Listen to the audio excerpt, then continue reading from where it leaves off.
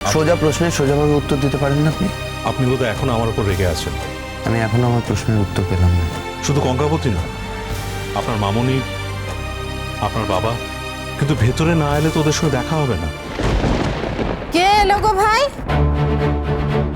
এত রাতে আবার কে এসেছে? আপনার মামনি ডাকছে। আপনারা তো আমার উপর রাগ আছে, মামনির ডাককে তো অস্বীকার করতে পারবেন না। আসুন, ভেতরে আসুন।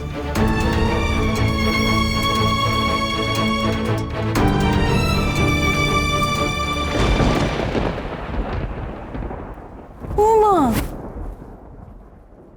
হ্যাঁ চাঁদ বাবা, এত রাতে হঠাৎ কি মনে করে? আমি ভাবিনি এখানে আসলে তোমায় কৈফিয়ত দিতে হবে, মানে আমার পজিশন যে তোমার কাছে এরকম সেটা আমার জানা ছিল না। এত পেয়েছে উত্তর দিওনি, সোজা কথা সোজা উত্তর দাও দিদি। শুনলাম এখানে বাবা এসেছে। সেজন্য তো হেতে আসুনি বাবা, এসে তো বউয়ের খোঁজ করতে, তাও আবার মাঝ রাতে। অন্যায় করেছি? কতদিন পর তোমায় দেখলাম মামুনি, কেমন আছো তুমি? বড় মামা কোথায়? বড় মামা সত্যি সত্যি ফিরে এসেছে?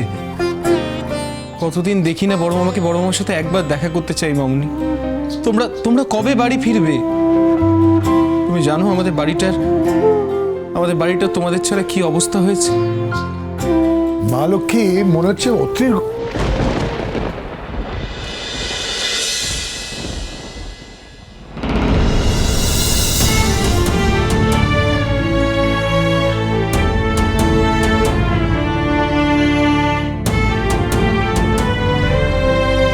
বড় মামা?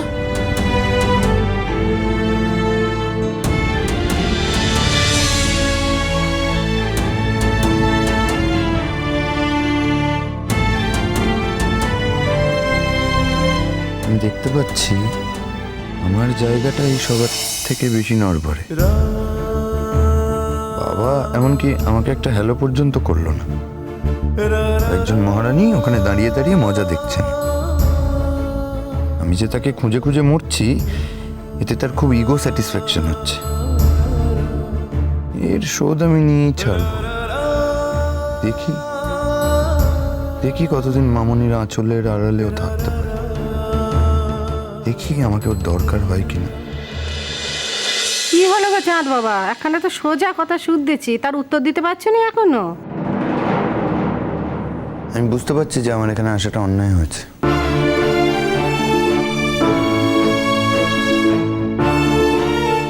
ন্যায় হয়েছে না অন্যায় হয়েছে পরের কথা, কিন্তু উত্তরখানা তো এখনো পেলুম। উপল, তুমি এত সাহস পাও কি করে? মা লক্ষ্মীর সাথে এইভাবে তুমি ব্যবহার করেছো যে তাকে বাড়ি ছাড়তে হয়েছে।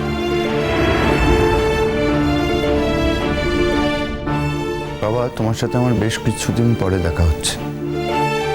আমার দিকে ভালো করে তাকালেও না একবার। প্রথম সম্ভাষণটা তোমার সাথে তাহলে এইভাবেই হওয়ার কথা ছিল।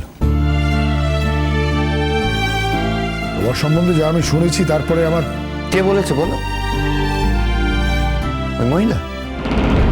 বাবা, আপনি ওকে বলে দিন যে আমি কিন্তু এইসব ব্যাপারে কোনো কথা বলিনি। আমাকে যেন এই বিষয় নিয়ে কোনো দোষ দেওয়া না হয়। আমি বলেছি আপনাকে কিছু বাবা? আমি শুধু বলেছি আমি ওই বাড়িতে থাকতে চাই না। তো এইটুকু স্বাধীনতা তো আমার থাকবে নাকি? বৌদি ভাই, তুমি কিন্তু ভুল করছো। তোমায় খুঁজে না পাওয়ায় সবচেয়ে বেশি আপসেট কিন্তু দাদাভাই হয়েছে।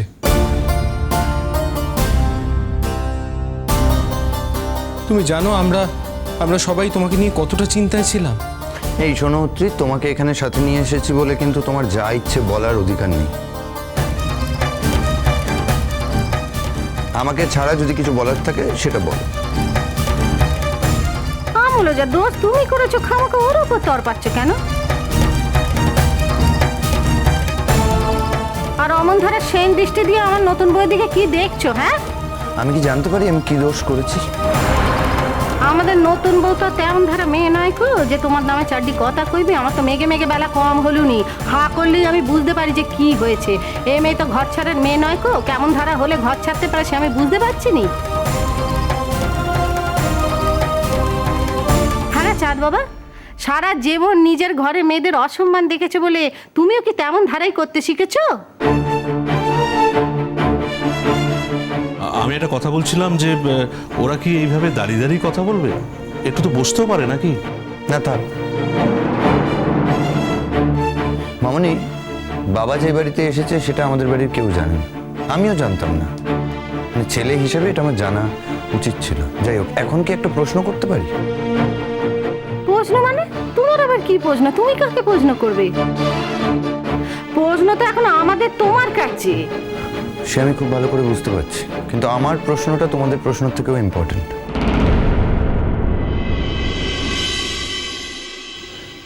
বাবা কি ফাইনালি বাড়ি ফেরার সিদ্ধান্ত নিয়েছে?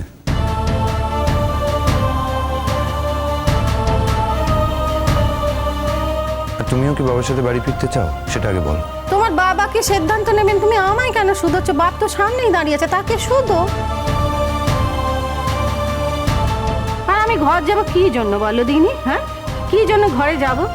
সারা জীবন নিজে জ্বলে পুড়ে মরেছি, এখন এই কচি মেয়েটাকে চোখের সামনে জ্বলে পুড়ে মরতে দেবো সেই জন্য তোমাদের ঘরে যাব? তুমি যদি আমাকে কথা দাও যে এই মেয়েকে কোনোদিনও কষ্ট দেবে না, তাহলে শোনো মামনি, কলেজ থেকে বাড়ি ফিরে এক মুহূর্ত বসিনি। শুনছি তোমার বৌমা মানে লক্ষ্মীমন্ত মেয়ে, তিনি বাড়িতে নেই।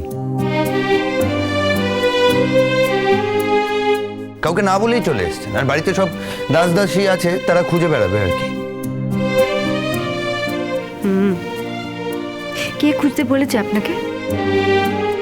আমি বলেছি আপনি আমাকে খুঁজতে আসবেন? কেন এসেছেন আপনি এখানে? কার কাছে ভালো সাজার জন্য এসেছেন? উত্তর দিন। সরি, কারোর কাছে ভালো সাজার দায় আমার নেই। এই বয়সী একজন মেয়ে যে কিনা আমার আশ্রয়ে ছিল, তাকে না পাওয়া গেলে তো লোকে আমায় ধরবে। মানুষের বিপদের সময় তাকে আশ্রয় দিলে তো অনেক ভুগতে হয়, আমি ভুগছি এখন। চাই না আপনার আশ্রয়, আমি তো আর ফিরবো না বলে দিয়েছি।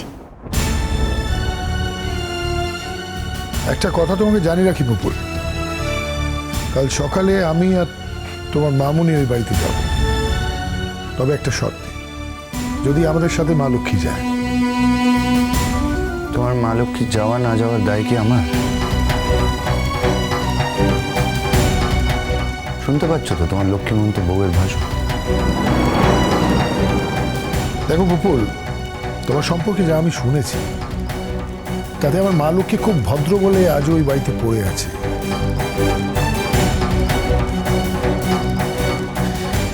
তুমি আমাকে দোষ দিতেই পারো, আমার উপর আঙুল তুলতেই পারো, তবে একটা কথা স্পষ্টভাবে শুনে নাও, যে ভুলগুলো আমি করেছি সে ভুল আমার ছেলে মেয়েরা করলে তাদের আমি আটকাবো না, তা কিন্তু নয়। আমার শেষ রক্তবিন্দু দিয়েও আটকাবো। তুমি আমার একটা প্রশ্নের উত্তর দাও, এই সায়নী বলে মেয়েটিকে?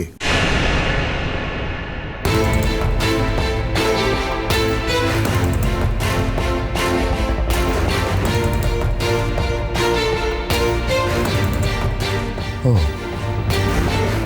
কোনো কথা বলতেই আর বাকি নেই দেখছি, অক্ষম জায়গায় ঘা লেগেছে, কিন্তু কি বলবো এখন?